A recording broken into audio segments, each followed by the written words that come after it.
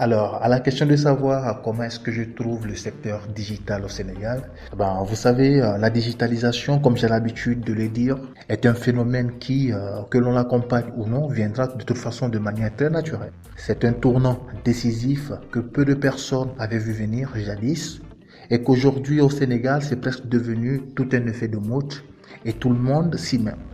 Ce qui est important pour un pays, pour toute avancée technologique, c'est d'abord une prise de conscience sur la question concernée, accompagnée justement d'une capacité d'adaptation très rapide.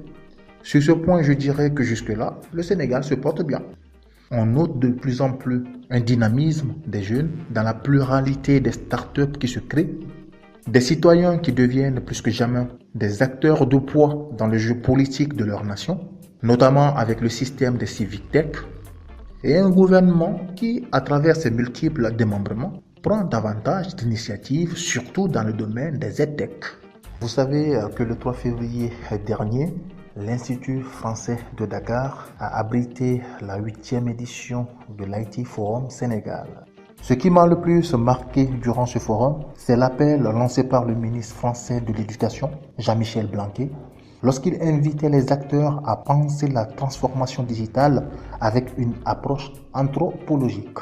Vous serez d'avis avec moi qu'avec tout ce qui se passe de l'autre côté de la Silicon, avec l'application de l'intelligence artificielle dans pas mal de domaines, anticiper sur l'équilibre de la relation homme-machine devient plus qu'une nécessité. Au lieu de mettre l'homme au centre du digital, nous devons de plus en plus placer l'humain au cœur des transformations technologiques.